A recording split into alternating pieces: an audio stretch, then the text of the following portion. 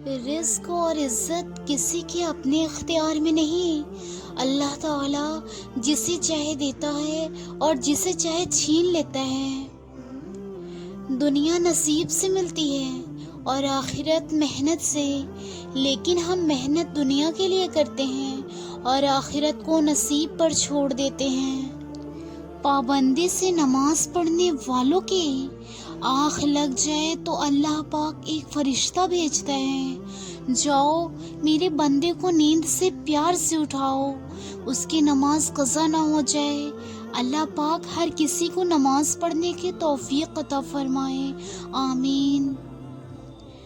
اچھے مرد پریشانی میں سگریٹ نہیں پیتے بلکہ بارگاہ الہی میں سجدہ کرتے ہیں، تمام پریشانی دور ہو جائے گی انشاءاللہ۔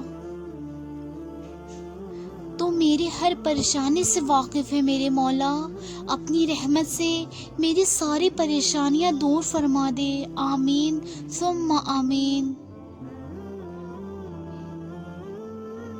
بندگی کا طریقہ پرندوں سے سیکھے، جن کے گھونسلے طوفانی رات میں تباہ ہو جاتے ہیں، لیکن وہ صبح اٹھتے ہیں شکایتوں کے بجائے اللہ کی حمد و ثنا میں مصروف ہو جاتے ہیں کہ یا اللہ ہم تیری عبادت کرتے ہیں اور تجھی سے مدد چاہتے ہیں۔ اپنے سب راز اس رب کو بتایا کرو، یقین مانو اس سے بڑھ کر پردہ رکھنے والا کوئی نہیں ہوتا اس دنیا میں ہمارا۔ یا اللہ مجھے وہ عطا کر دے جس کی میں نے تجھ سے امید لگائی ہے، مجھے وہ نہیں چاہیے جو میرے حق میں بہتر نہیں ہے۔ آپ اپنے آپ کو سمجھدار ضرور سمجھیں مگر دوسروں کو بے وقوف سمجھنے کی سمجھداری سے پرہیز کریں۔ کوئی راستہ نہیں دعا کے سوا اور کوئی سنتا بھی نہیں خدائے پاک کے سوا، اور کچھ وعدے تو عمر بھر کیے ہوتے ہیں۔ اللہ ہمیں بھی اپنے محرم کے ساتھ حج نصیب فرمائے، آمین ثم آمین۔ جو تکلیف خود برداشت نہ کر سکو وہ کسی دوسروں کو بھی نہ دو، اگر وہ تمہیں اتنی تکلیف دے رہی ہے تو دوسروں کو کتنا دیتا ہوگا۔ فاصلہ بڑھا لیا آپ نے، میں نے بھی دیوانگی کر لی، دیکھو غلط فہمیوں نے کیسی ترقی کر لی۔ اپنے حصے کی غلطی کا اعتراف کر لینا کسی مسئلہ کے حل کی طرف پہلا کامیاب قدم ہے۔ کسی ایسے کے ساتھ رہو جو تمہارے ساتھ ہونے پر رب تبارک و تعالیٰ کا شکر ادا کرتا رہے۔ کہتے ہیں ہر وقت اپنا تن اور من صاف رکھو، کیا خبر کب اپنے رب سے ملاقات ہو جائے۔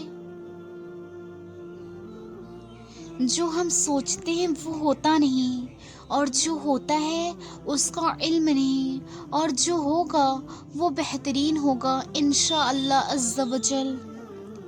اس عمل کو تلاش کیا جائے جو ہمیں بھی پسند ہوا اور ہمارے مالک کو بھی پسند ہو۔ دل سے نکلے ہوئے آنسو کی ایک ایک وجہ جانتا ہے، وہ ان کے اپنے کن سے خوشیوں میں بدل دے گا، بس وہ چاہتا ہے کہ تم اس پر یقین رکھو۔ معجزے ہوتے ہیں، دعائیں سن لی جاتی ہیں، زخم مٹ جاتے ہیں، بس اللہ پر اپنی یقین کو ہر حال میں ہمیشہ مضبوط رکھنا۔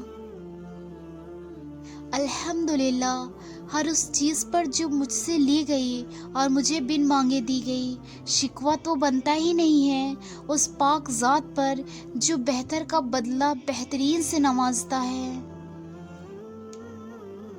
تم گھبراتے کیوں ہو مقدر کے فیصلوں سے؟ کیا تم نہیں جانتے تمہارا رب کتنا غفور الرحیم ہے؟ اگر وہ دن کو رات اور رات کو دن کرنے پر قادر ہے تو کیا وہ تمہاری تڑپ دیکھ کر تقدیر کے فیصلے بدل نہیں سکتا؟ بے شک جو سکون اللہ نے سجدوں میں رکھا ہے وہ انسان کو دنیا کے کسی بھی کام میں حاصل نہیں ہو سکتا۔ سجدہ کرتے رہو، سکون خود بخود مل جائے گا۔ جو اپنی تنہائیوں کو اللہ کے خوف سے مزید کر لے، اللہ اس کی محفلوں کو بھی اچھا کر دے گا۔ عطا کرنے کے طریقے مختلف ہو سکتے ہیں، لیکن میرا رب دعائیں رد نہیں کرتا۔ بے شک وہ آزماتا بھی ہے اور نوازتا بھی ہے۔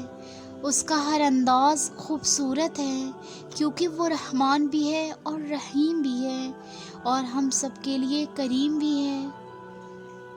اللہ تعالیٰ کہیں نہ کہیں سے وسیلے بنا ہی دیتا ہے۔ مالک اپنے بندے کو تڑپتا ہوا نہیں چھوڑتا۔ بے شک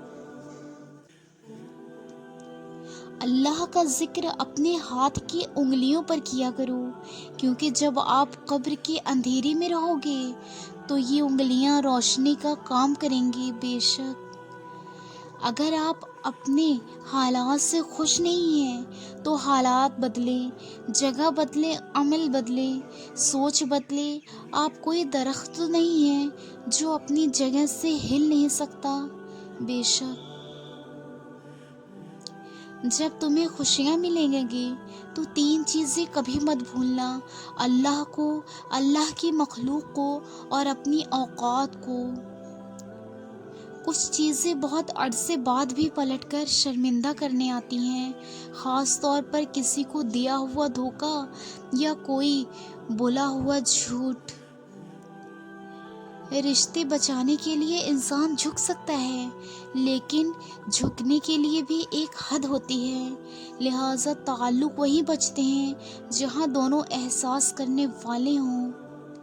لوگوں کو فائدہ نہ پہنچایا کرو، نقصان بھی نہ دو، خوش نہ کر سکو تو رنجیدہ بھی نہ کرو، تعریف نہ کر سکو تو غیبت بھی نہ کرو۔ انسان کی انسانیت تب ختم ہوتی ہے جب اسے دوسروں کے دکھوں پر ہنسی آنے لگے۔ بے شک ضروری نہیں کہ کچھ غلط کرنے سے دکھ ملے، حد سے زیادہ اچھا ہونے کی بھی قیمت چکانی پڑتی ہے ہمیں۔